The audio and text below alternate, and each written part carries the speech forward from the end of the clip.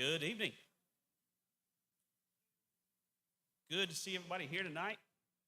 As we get started with our services tonight, we just have a few announcements that we want to make before we get started with our singing. Mostly tonight, what we want to do is just kind of remind you of some folks that are in need of prayers, whether it is the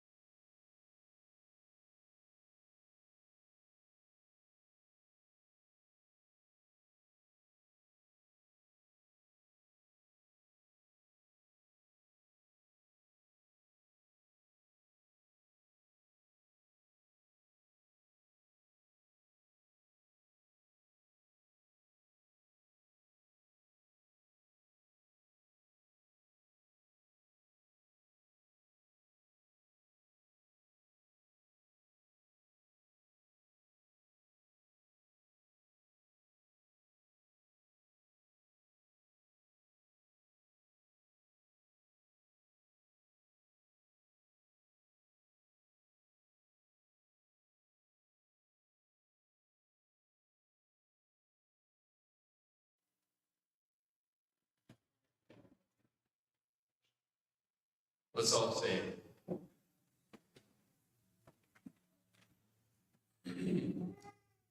faithful love flowing down from the thorn crown makes me whole, saves my soul, washes whiter than snow. Faithful love calms each fear, reaches down, dries each tear, holds my hand when I can stand on my own.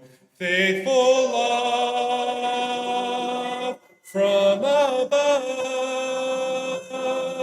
came to earth to show the Father's love, and I'll never be the same, for I've seen faithful love face to face, and Jesus is his name.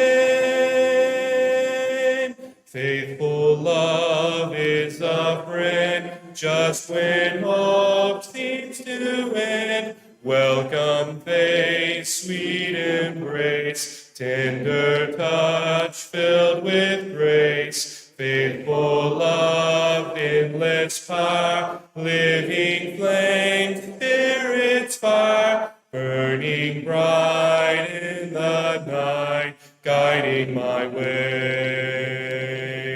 Faithful love from above came to earth to show the Father's love, and I'll never be the same, for I've seen faithful love face to face, and Jesus is his name. Low in the grave he lay, Jesus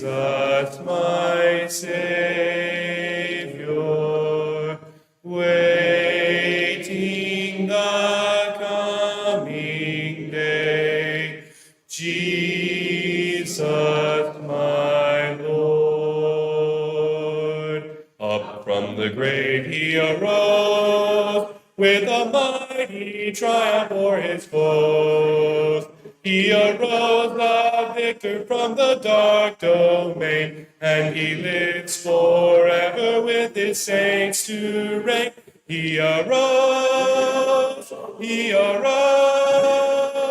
hallelujah, Christ arose. Vainly they watch his bed, Jesus my Savior. Vainly they seal the dead, Jesus my Lord. Up from the grave he arose, with a mighty triumph for his foes.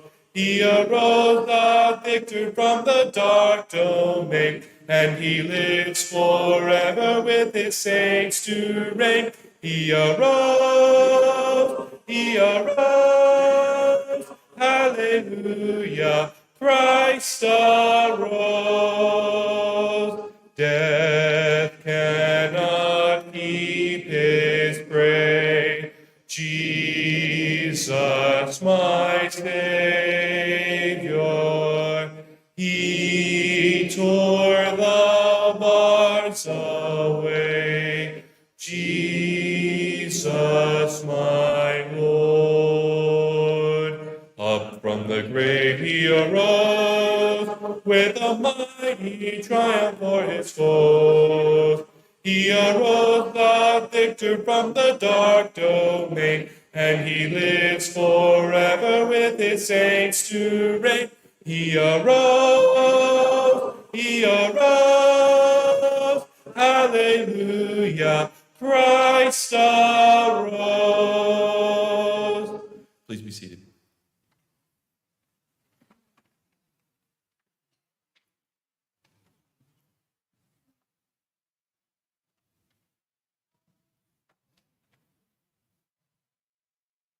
Will you bow with me? Lord.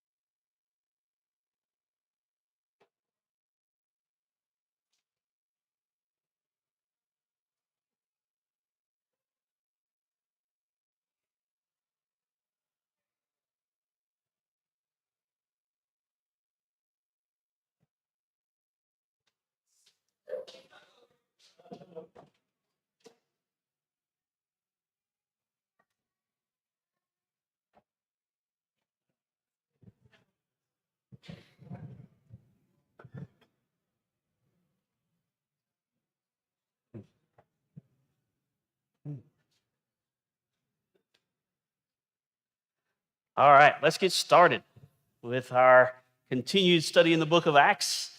We are at the point where we are nearing the end of the book itself. The Apostle Paul has been arrested in Jerusalem, and basically where we got to last week, the tribune in Jerusalem isn't real sure what to do about Paul's situation.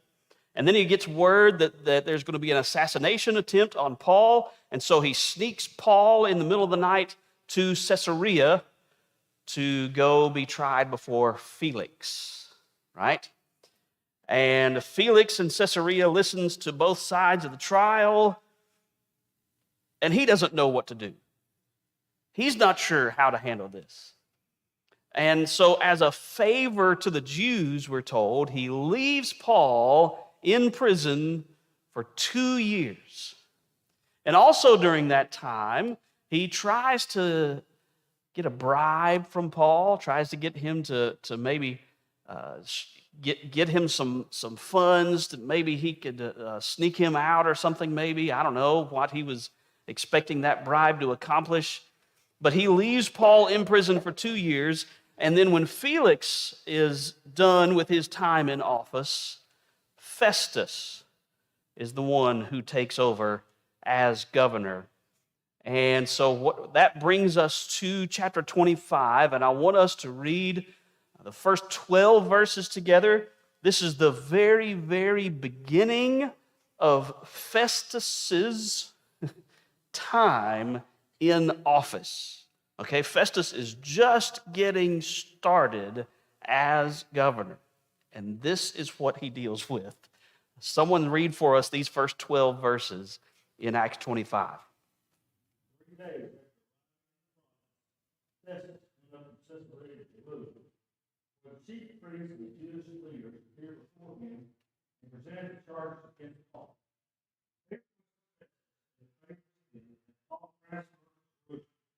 They were preparing an ambush to kill them along the way. Festus said, Paul is being held to Caesarea, and I myself will be soon. Let some of the leaders come to me and confess to me. After spending 8 or 10 days with them,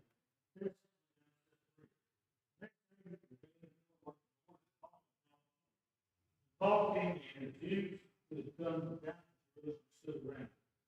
They brought many serious charges. Then Paul laid his hands. Hey, temple for his seat. Festus, we should do the Jews a favor, said Paul. Are you willing to go up to Jerusalem and stand trial before the bearer of these charges? Paul answered, I am not standing before Caesar's court. I have not done anything wrong to the Jews who yourself know very well. If, however, I am guilty of doing anything deserving death, I do not think you die. But if the charges brought against me by these Jews are not true, no one is the right to hand me over. I feel the sin. Festus has conferred with his council and his player. You can feel the sin. Caesar you will go. All right, so Festus, we're told he has been there for 3 days, and he visits Jerusalem, and immediately the first thing the Jewish leaders want to talk to him about is Paul. So you can tell this has not escaped their memory. Now, for us, it's just a few verses, right? So it doesn't really faze us. But think about the fact that Paul hasn't even been in Jerusalem for 2 years. He's just been in prison. And they haven't seen him. They haven't had to deal with him. They haven't had to do anything with Paul for 2 years.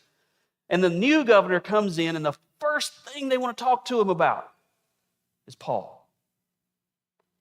Why? Why do you think they are so eager to bring up Paul?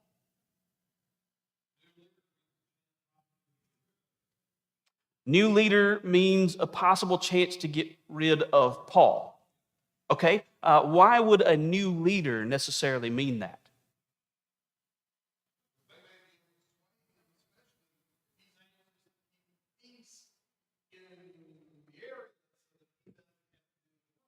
Okay.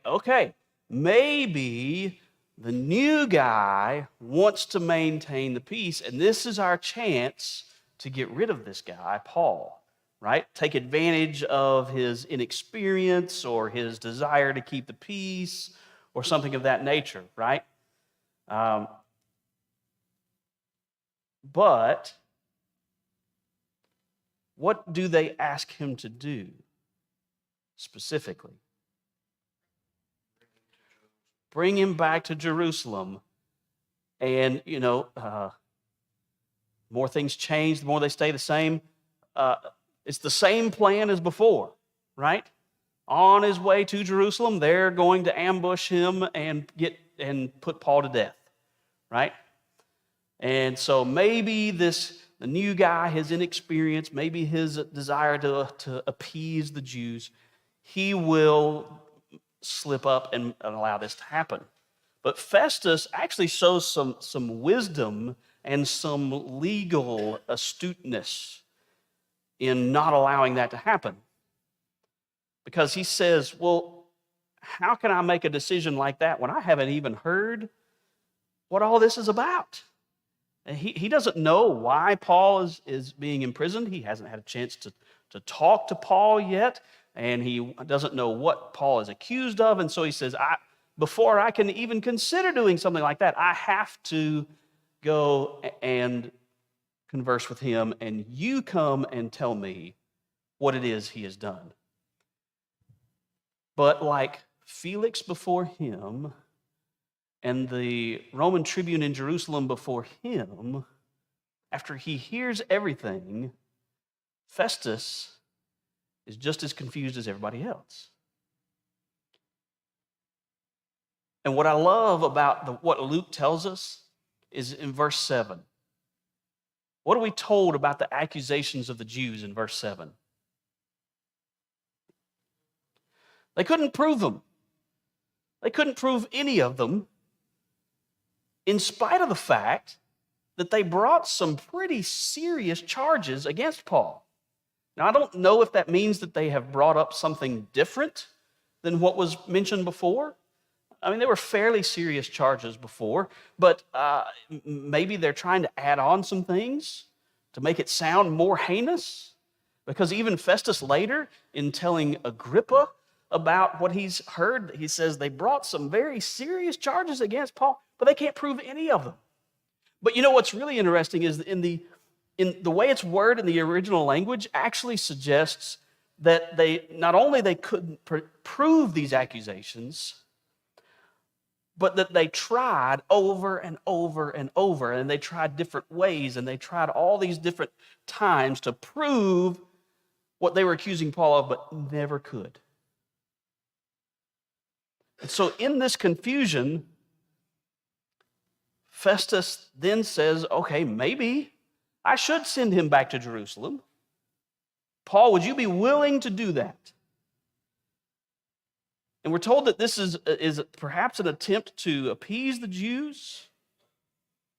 But Paul actually has a legal justification for saying, no, I'm not going back to Jerusalem. And what is that? What is his legal justification? Well, he's under the surface, that's part of the problem, right? He's a Roman citizen. Well, ultimately he does appeal to Caesar, right? Right? When he says no to going to Jerusalem, he says that by basically saying, I'm where I'm supposed to be. I'm being tried right now by the person that is supposed to be trying me. And he says, as a Roman citizen, I should be tried by a Roman court. And so that's where I am. And on top of that, he says, that nothing that the Jews have accused me of regarding Jewish law and the reasons that I would go back and be tried in Jerusalem, that none of those have been proven. That not even Festus believes any of that.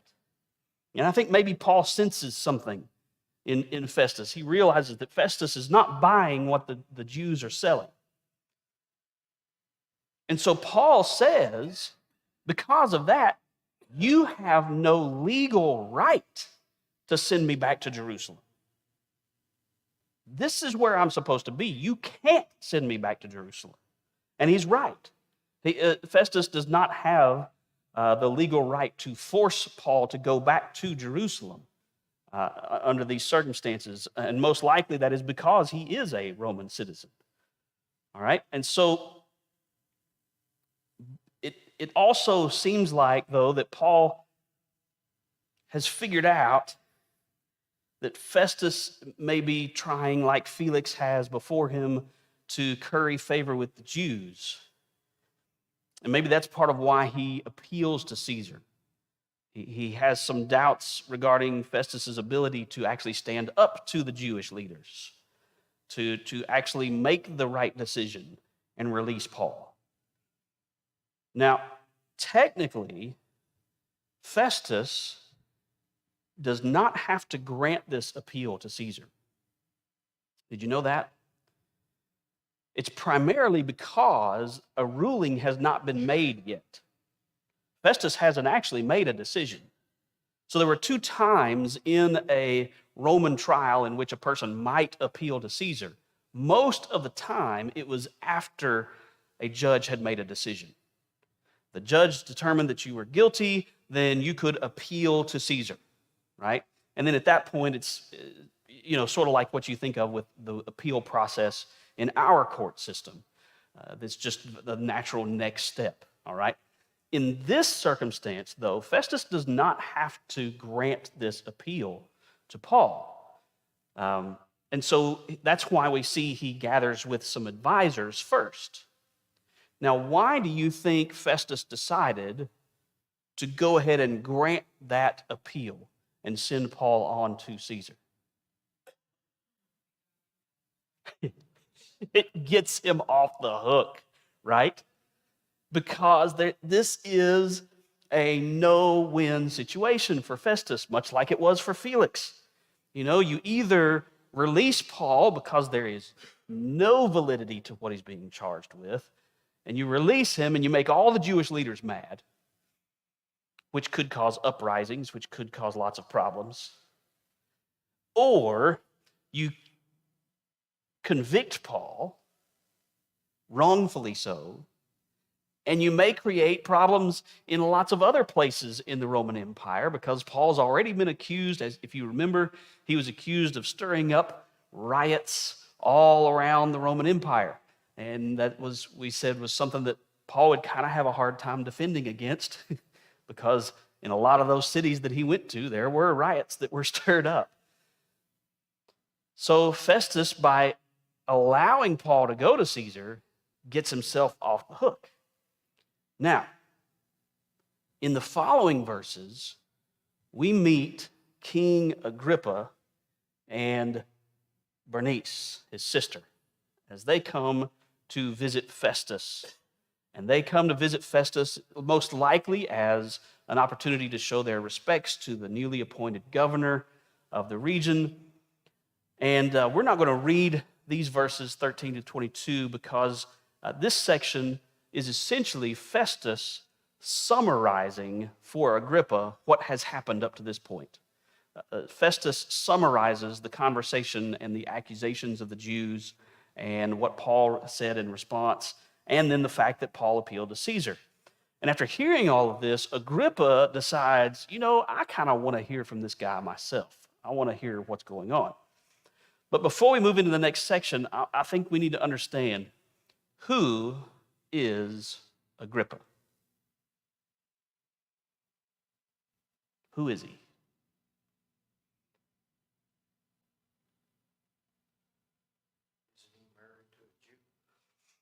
He's more than married to a Jew. He is, in fact, a Jew.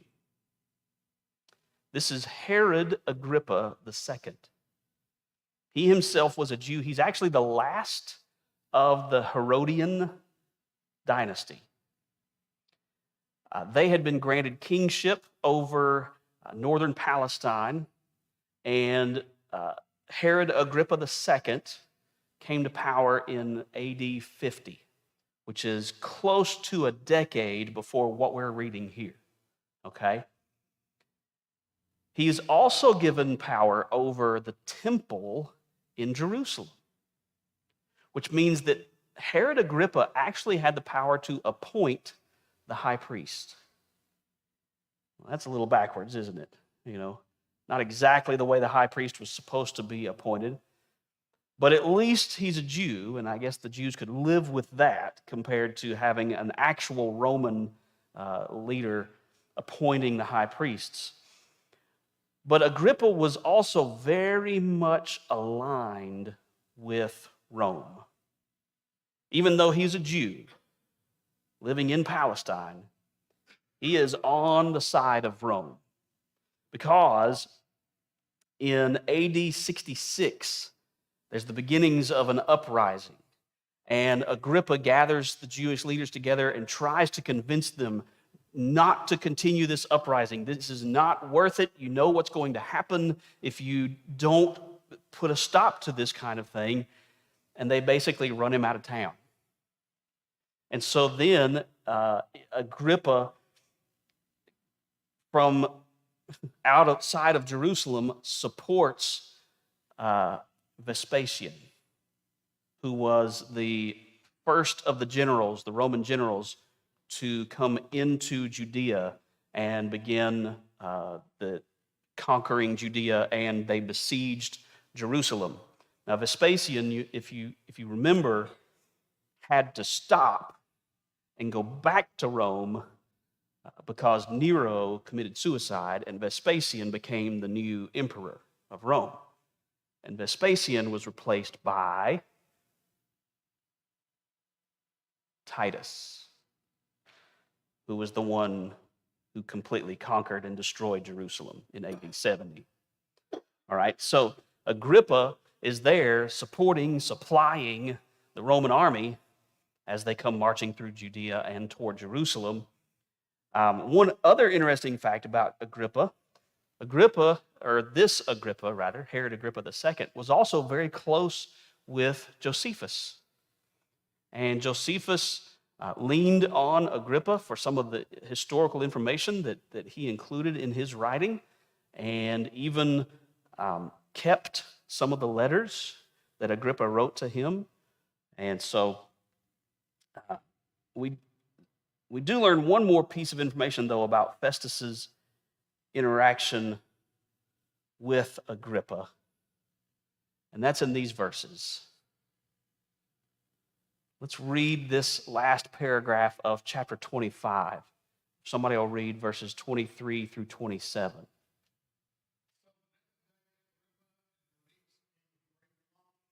Paul, along with the senior military officer, and the prominent men of the city.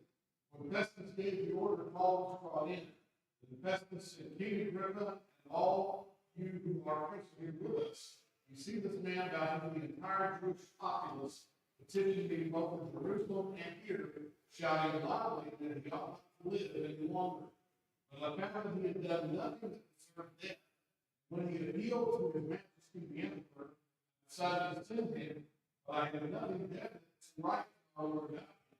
Therefore, I come before you all, especially before you, King Agrippa, so that after this preliminary hearing, I may have something to write. It seems unreasonable to me to send a prisoner without clearly indicating the charges against him. So what's Festus's problem? What is he hoping Agrippa can help him with? I don't know what to say about him to the emperor.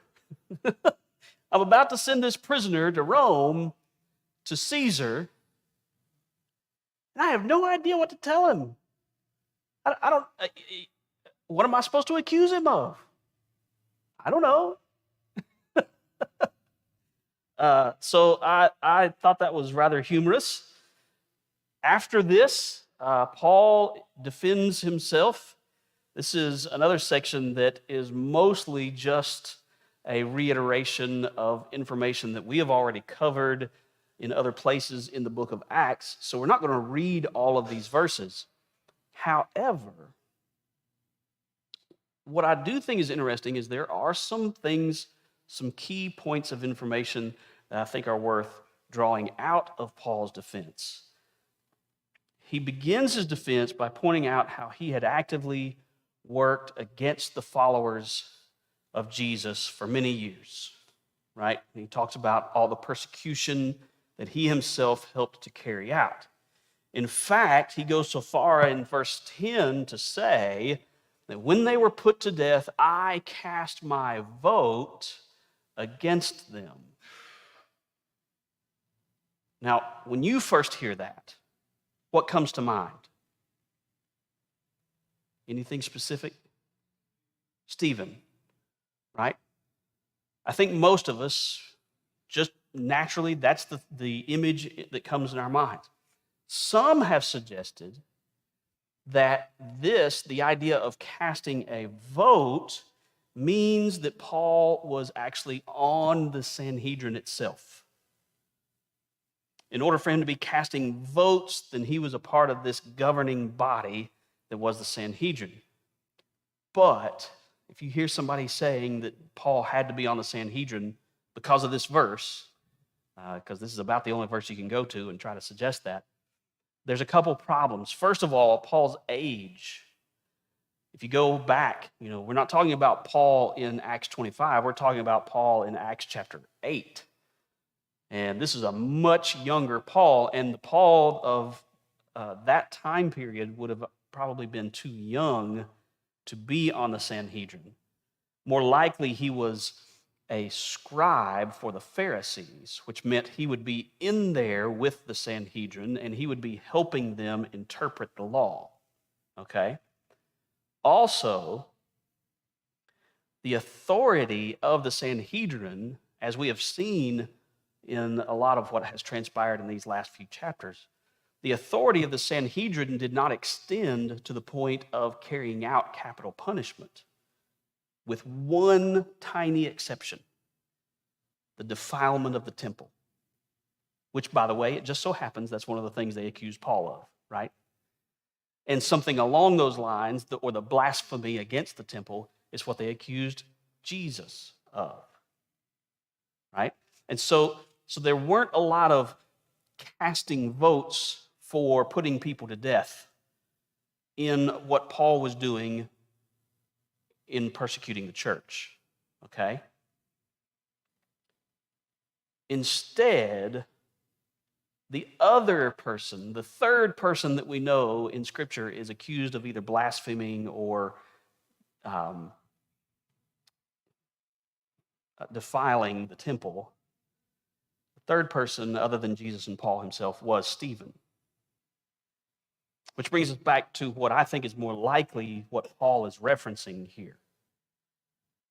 Most believe that Paul is referring to his approval of Stephen's death on that day.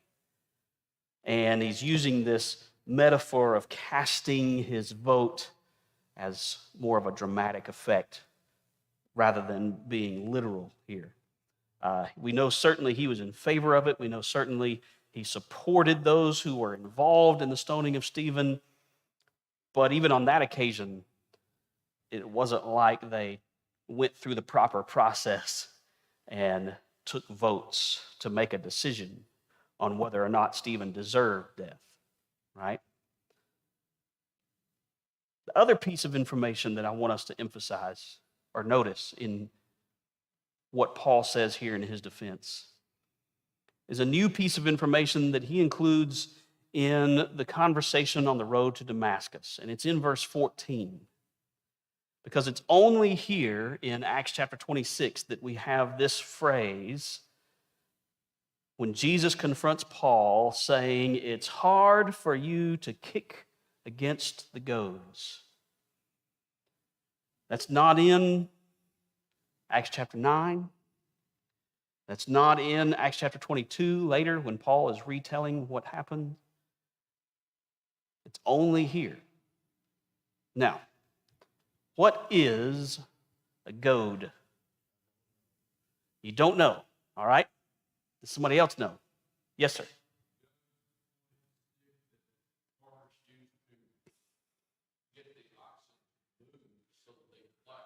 Okay.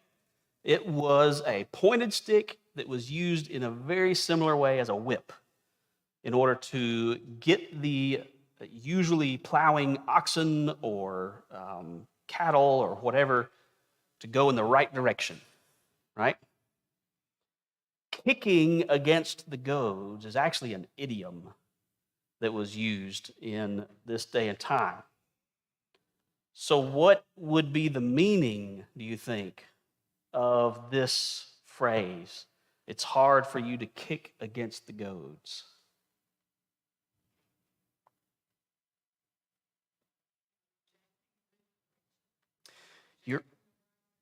You're turning against what's right. You're pushing against good direction. Who's the one trying to goad him in the right direction? Christ. Yes. God himself. So the expression on this occasion is essentially saying it is futile for you to resist this stronger power. And in fact, that's really the meaning of the phrase, the idiom, the way it was used. It's pointless for you as the beast of burden to try and resist the one who has the goad that's going to just keep pushing you until you go the right direction.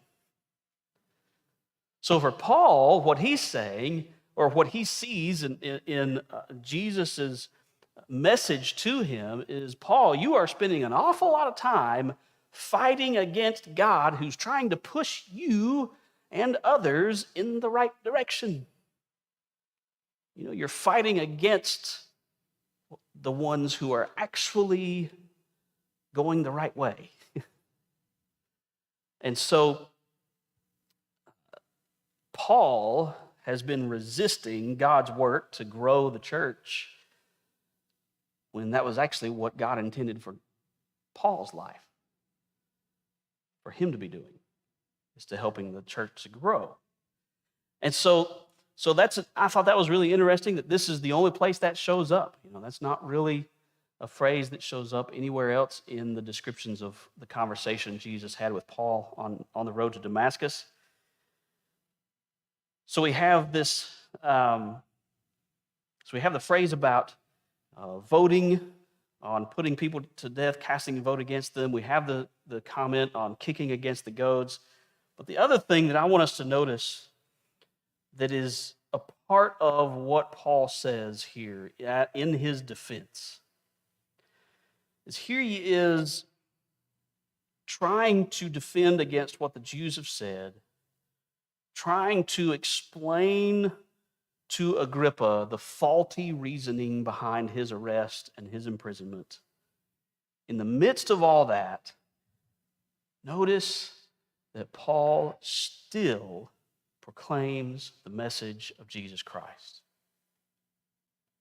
Notice some key phrases. Verse 18, when Jesus tells Paul that his mission is to open their eyes so that they may turn from darkness to light and from the power of Satan to God, that they may receive forgiveness of sins and a place among those who are sanctified by faith in me. Paul didn't need to include all that in his defense, did he? That didn't really have a lot to do with trying to defend himself against the accusations of the Jews, but he sure put it in there, didn't he? By the way, Agrippa, a Jew, listen to what God told me I'm supposed to be doing. Listen to what God has said about going from darkness to light. Then look at verse 22. To this day, I have had the help that comes from God. And so I stand here testifying both to small and great, saying nothing but what the prophets and Moses said would come to pass, that the Christ must suffer, and that by being the first to rise from the dead, he would proclaim light both to our people and to the Gentiles. Paul's doing some preaching here in the middle of his defense. Even in this trial, he has found a way to work the message of the gospel into it. I really like that about Paul. It's always on his mind, no matter who he's talking to, no matter what the circumstances are. Found a way to talk about Jesus. And I think that, boy, it would be awesome if we thought in those terms more regularly. Find a way to talk about Jesus. find a way to work it into the conversation.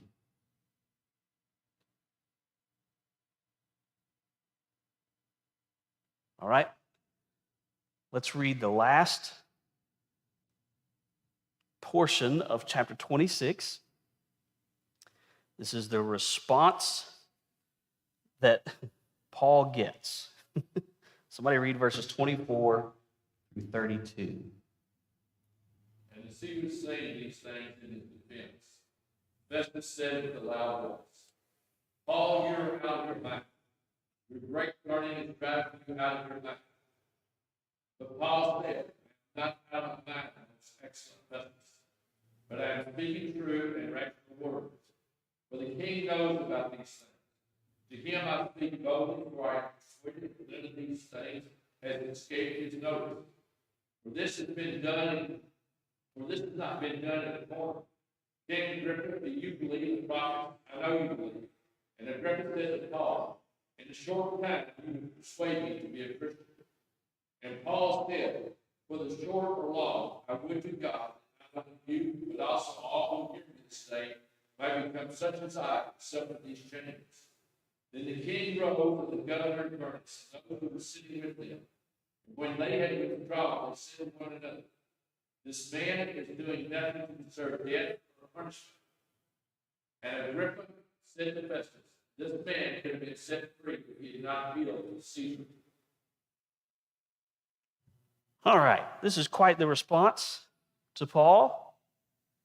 Festus seems to interrupt Paul, actually, based on the way it's worded here in the original language and the fact that he speaks up with a loud voice.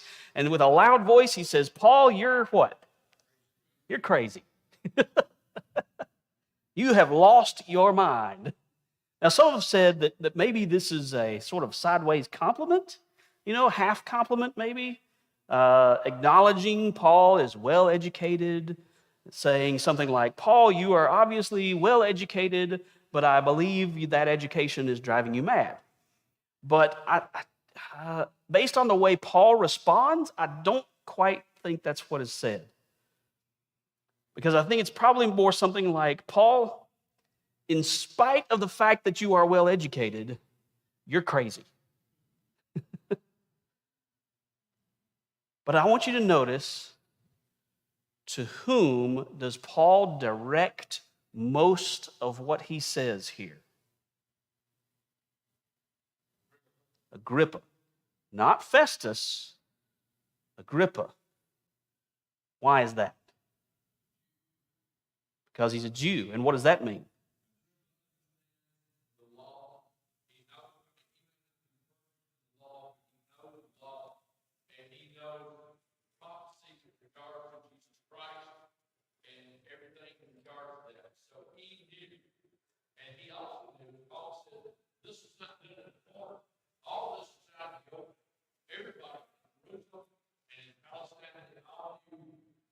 Saw Jesus Christ, what are you doing? Absolutely. Agrippa knows the law, he knows the prophets, and he knows what the prophets have to say about the Messiah.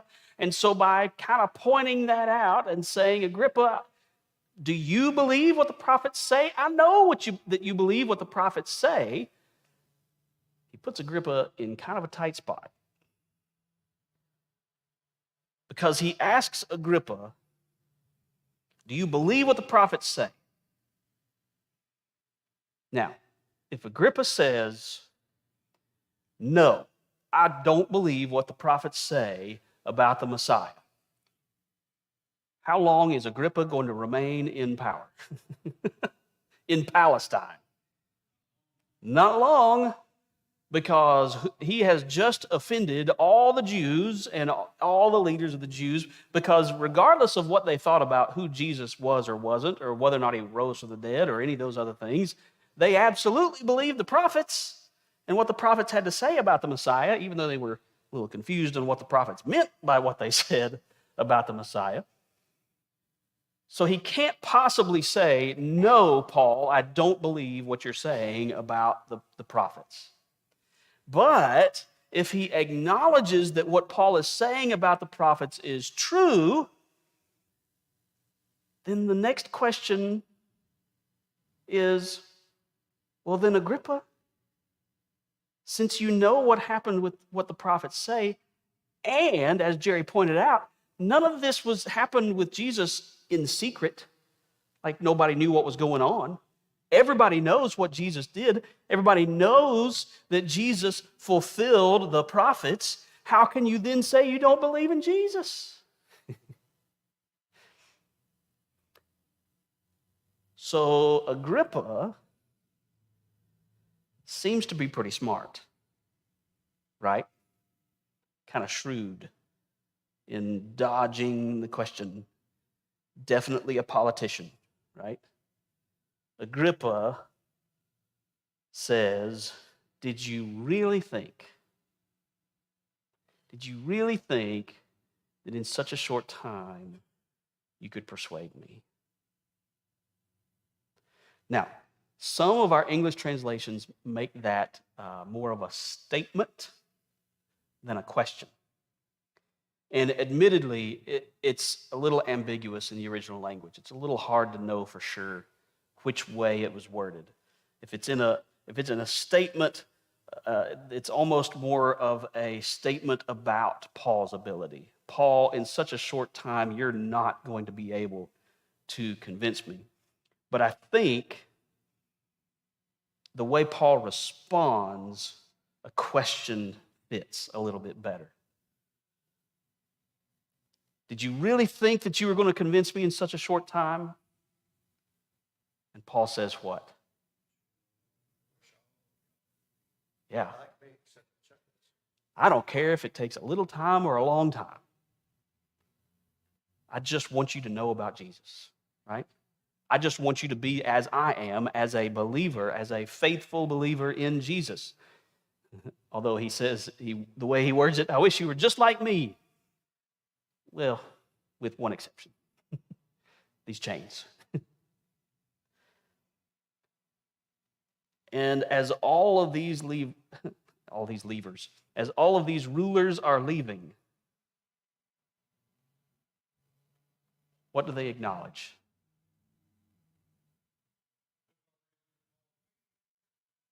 There's no reason for him to be there. He's completely innocent. Which means, Festus, I don't know what you're sending to Caesar. So why couldn't they just go to Paul and say, look, hey, if you want to withdraw your request from talk to Caesar, we're okay. Okay. I think, so the question is, why didn't they just say, Paul, you don't have to appeal to Caesar. If you'll drop it, we'll let you go. I don't think that Agrippa means it quite that literally, that we could just let him go, because what has kept them from letting Paul go all this time? The fear of repercussions with the Jews. So I think, and this is just me thinking, okay? I think what Agrippa means is, boy, this would have been a lot simpler if he had not appealed to Caesar, because he is obviously innocent, and you wouldn't have to write this letter accusing him of something. We don't know what. I don't think, though, that they were ready to just let Paul go.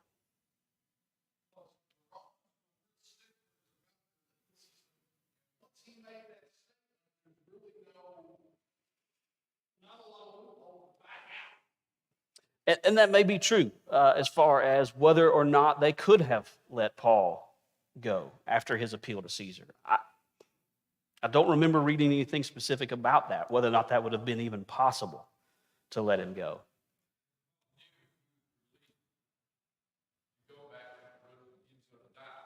Mm-hmm. Right. Oh, absolutely. Right. And he says, hey, if I've done anything that the Roman Empire deems worthy of dying, I'm not afraid of that. If you can actually come up with something. Okay, so remember this also. Terry points out God's providence at work in getting Paul to Rome, because it hasn't been, well, it has been a while, the 2-year period that was one verse for us. It hasn't been that many chapters ago that Paul had that vision where God tells him specifically, you will get to Rome. You will have the opportunity to share the gospel in Rome. And it could, I've heard some suggest that maybe that was part of the reason Paul appealed to Caesar also. Maybe he had that in the back of his mind and thought, well, fine, this is how I'm going to get there. Yes, sir. Intermediate level leaders, rulers, they don't have to worry about making wrong decisions. They have to Caesar. Once it goes to Caesar, that's it. Right. Again, they're off the hook once it goes to Caesar. Now, some interesting things about this whole process. When someone appeals to Caesar, do you know who is responsible for getting them to Caesar and paying for all the things that it takes to get them to Rome? You would think the Roman Empire, because that's the way our government works, right? Because we take care of prisoners, we provide their basic needs, we do those kinds of things. Not the case here. It would have been Paul's responsibility to cover all the expenses and whatever it took to get to Rome, which turns out to be quite an adventurous trip, as we're going to see in the next couple weeks. But that was Paul's responsibility. Again, something else that Festus and Felix and Agrippa didn't have to really worry about. Okay, if he appeals to Caesar, if he wants to go to Caesar, more power to you. All right, I think that is all we have for tonight. Any other thoughts or comments or questions?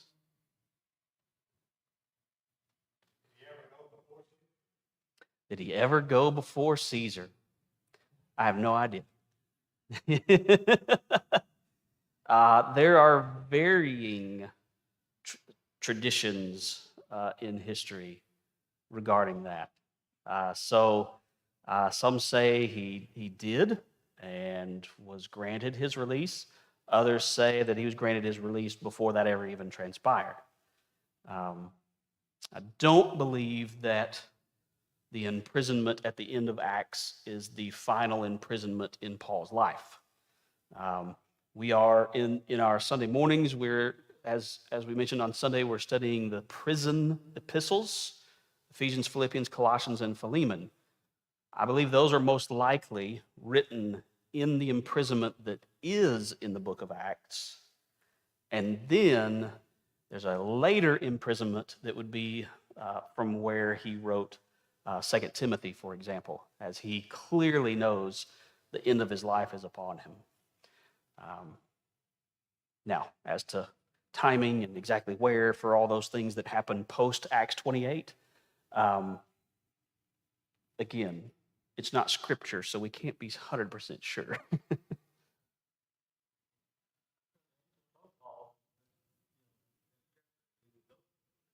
Right, that he was going to get there, right? Yeah. All right, let's pray, and then we'll be done for tonight.